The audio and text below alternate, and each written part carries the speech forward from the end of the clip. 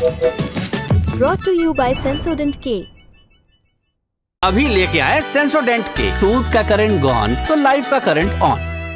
कुछ लोग हैं जिन्हें नींद नहीं आती, सोने के लिए उन्हें दवाइयों का सहारा लेना पड़ता है, जैसे कि स्लीपिंग पिल्स।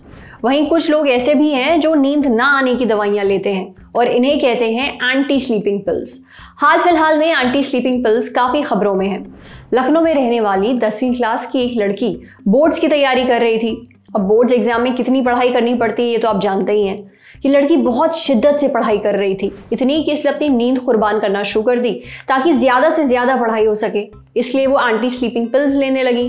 पर जैसे बिना डॉक्टर की सलाह के और ज़रूरत से ज़्यादा स्लीपिंग पिल्स लेना खतरनाक है, ठीक वही एंटी स्लीपिंग पिल्स के साथ भी होता है।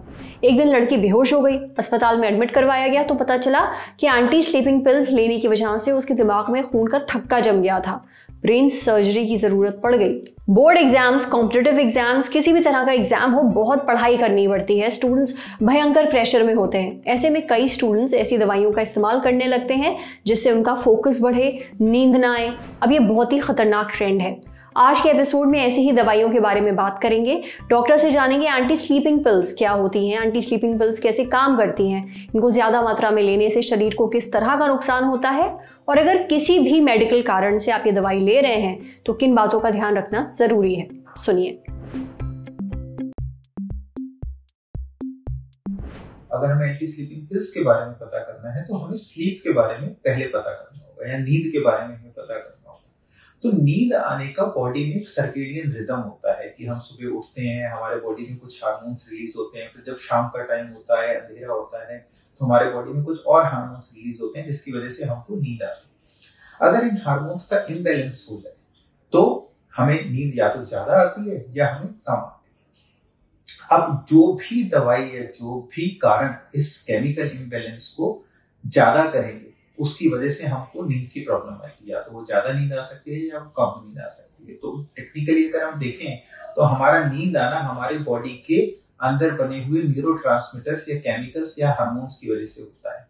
अब ये एंटी स्लीपिंग पिल्स क्या करती हैं, ये कुछ ऐसे हार्मोन्स को कि जो कि स्लीप को कम करते हैं उन पे जाके काम करती है, जिसकी वजह से कि हमारी नींद कम हो जाती है। तो एक तरीके का जो बैलेंस है, एक जो स्टिमुलेट करके रखे ब्रेन को, एक जो शांत करके रखे, ये स्लीपिंग पिल्स जो स्टिमुलेट करती हैं ब्रेन को, केमिकल्स या ट्रांसमीटर्स उनको बढ़ा देती हैं। और इसी वजह से हमें इसके खाने के बाद नींद थोड़ी कम आती है, या कई बार हमें ऐसा लगता है कि हमारी अटेंशन बढ़ गई है क्योंकि ये हार्मोन्स बॉडी में बढ़ जाते हैं।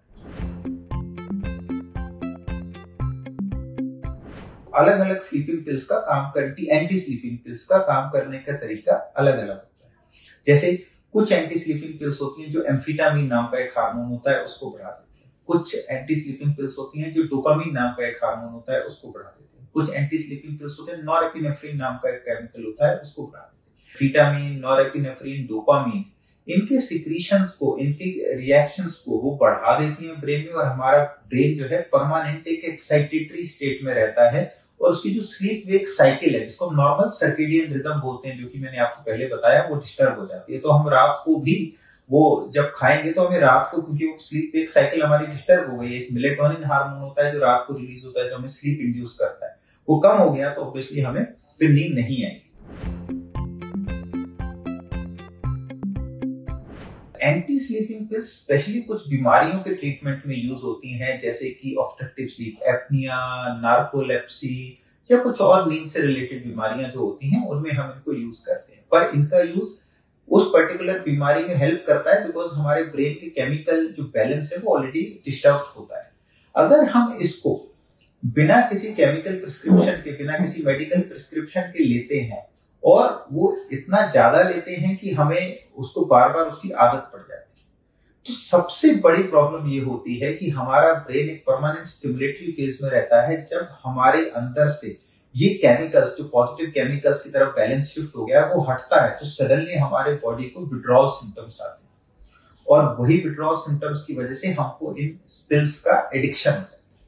तो अगर हम इन स्लीपिंग पिल्स को लगातार लेते रहेंगे या विदाउट प्रिस्क्रिप्शन यूज करेंगे, जैसे कि रात को देर तक जाग के पढ़ने के लिए, फोकस बढ़ाने के लिए, तो हमें धीरे धीरे इनकी आदत पड़ने लग जाती है।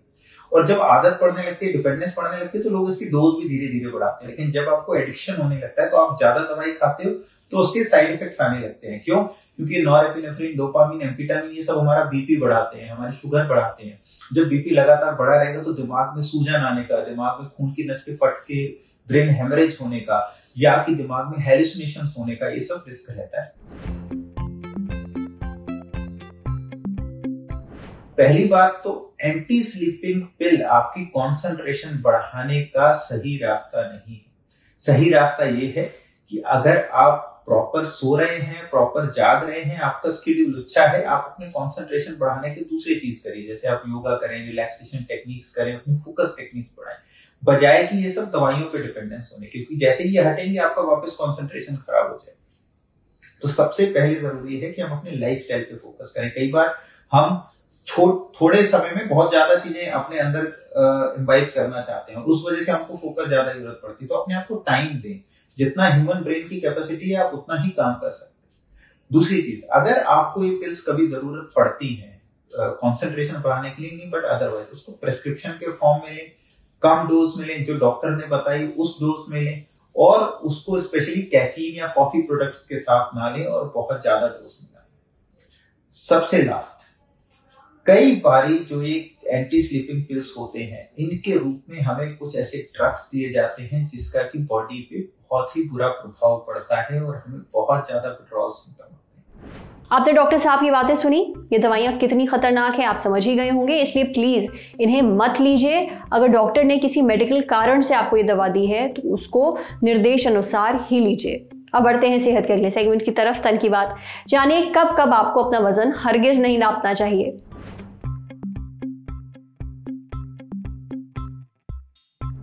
कुछ लोग अपने वजन को लेकर बहुत सचेत रहते हैं। कुछ लोग 300-400 ग्राम वजन बढ़ने पर भी चिंता में आ जाते हैं। अब सोचिए, अगर ऐसे में आप सुबह सोकर उठे और फिर अपना वजन नापें और अचानक से वजन बढ़ा हुआ दिखे तो आप चिंता में आ जाएंगे। लेकिन वजन में इतना फर्क आने के पीछे जरूरी नहीं आपकी डाइट का दोष हो, कई बार इसके पीछे कुछ और वजह भी होती हैं। सेलिब्रिटी न्यूट्रिशनिस्ट पूजा मखीजा ने इस बात का जिक्र अपने इंस्टाग्राम पोस्ट में किया है। उन्होंने अचानक से कुछ 100 ग्राम बढ़ने के पीछे 4 रोचक वजह बताई हैं। पहली वजह है पिछली रात कम सोना। अगर आप पिछली रात कम सोए हैं तो आपके शरीर में पानी ज्यादा रहता है और शरीर खुद को डिटॉक्सिफाई नहीं कर पाता, यानी आपके शरीर में वाटर रिटेंशन होता है, यानी एक्स्ट्रा पानी शरीर अपने आप बाहर नहीं निकाल पाता है। और ऐसे में वजन नापने वाली मशीन पर आपको अपना वजन कुछ 100 ग्राम से ज्यादा दिख सकता है। इसके अलावा अगर आप लगातार कम सोते हैं तब हार्मोन्स में कुछ बदलाव होते हैं और वजन बढ़ सकता है। दूसरी वजह है फ्लाइट में सफर करना। फ्लाइट में सफर करते समय आप ज्यादातर बैठे रहते हैं, ऐसे में आपके टिश्यू में पानी भर जाता है, विशेष रूप से आपके पैरों में। अगर आप अगले दिन अपना वजन नापते हैं, तुरंत अपना वजन नापते हैं, तो वजन कुछ 100 ग्राम तक ज्यादा आ सकता है। तीसरी वजह शराब का सेवन। शराब हमारे शरीर में उतनी आसानी से नहीं बचती है जैसे बाकी खाना और जूसेस पच जाते हैं। इस वजह से शरीर में पानी की मात्रा ज्यादा रहती है। और चौथी वजह है देर से डिनर करना। इसके साथ सुबह देर तक सोना आपके शरीर में फैट बढ़ा देता है और वजन बढ़ जाता है। समझे? अब बारी है सेहत के आखिरी सेगमेंट की, खुराक यानी झक्कासी हेल्थ टिप। कोई भी डाइट शुरू करने से पहले ये जरूरी बातें जरूर जान लीजिए। आई एम ऑन डाइट या फिर मैं डाइटिंग पे हूँ, ये आपने बहुत बार सुना होगा और कहा भी होगा। डाइटिंग के पीछे कई वजह होती हैं, जैसे सेल्फ केयर या कोई मेडिकल कारण, अच्छे दिखने की चाह, दोस्तों का प्रेशर वगैरह वगैरह। तो सबसे पहले आप बनाते हैं अपना एक डाइट प्लान। कई तरह के डाइट प्लान्स आजकल पॉपुलर हो रहे हैं, जैसे कि intermittent fasting, keto diet, vegan diet वगैरह वगैरह। लेकिन आप एक चीज भूल जाते हैं, जब डाइटिंग शुरू होती है तो खानपान में बहुत बदलाव आता है। खानपान आपके स्वास्थ्य में एक बहुत बड़ी भूमिका निभाता है, इसलिए कोई भी डाइट प्लान शुरू करने से पहले कुछ बातों पर जरूर ध्यान दीजिए। डाइटिशियन नमामि अग्रवाल ने अपने इंस्टाग्राम पोस्ट में ऐसी ही कुछ बेहद जरूरी प्री डाइटिंग टिप्स शेयर की हैं। ये आपको डाइटिंग के नुकसान से तो बचाएंगी ही, साथ ही आपको डाइटिंग का पूरा फायदा भी मिलेगा। सबसे पहले अपना ब्लड टेस्ट जरूर करवाइए। कई बार हमें पता भी नहीं होता, हमारे शरीर में कुछ दिक्कतें होती हैं और कुछ चीजों की कमी होती है, जैसे कम आयरन, ज्यादा कोलेस्ट्रॉल या फिर शुगर बॉर्डर लाइन पर होता है। इसलिए शरीर की कमियों की जानकारी के हिसाब से डाइट प्लान बनाइए। दूसरी जरूरी चीज है सप्लीमेंट्स। अगर शरीर में किसी चीज की कमी है तो वो सिर्फ खाने से पूरी नहीं हो पाएगी, तब तो बिल्कुल भी नहीं जब आप डाइटिंग पर हैं, क्योंकि डाइटिंग में कैलोरीज और न्यूट्रिएंट क्वालिटी कम हो जाती है। अगर विटामिन और मिनरल्स शरीर में कम होंगे तो वजन कम करके भी फायदा नहीं होगा। इसलिए डाइट में बदलाव के साथ साथ सप्लीमेंट्स जरूर लीजिए, पर कोई भी सप्लीमेंट लेने से पहले किसी एक्सपर्ट की सलाह जरूर लीजिए। तीसरी और सबसे ज़रूरी चीज़ है लाइफस्टाइल यानी कि जीवन शैली। आपकी स्लीप साइकिल, आपकी एक्सरसाइज, ये सब मैनेज करना बहुत ज़रूरी है। इसके बिना डाइटिंग का लाभ नहीं होगा। आज सेहत पर इतना ही। अगर आप एक डॉक्टर हैं, हमसे कुछ शेयर करना चाहते हैं तो जो ईमेल आईडी इस वक्त आपको अपनी स्क्रीन पर दिख रही है उस पर हमें एक मेल भेज दीजिए। शुक्रिया।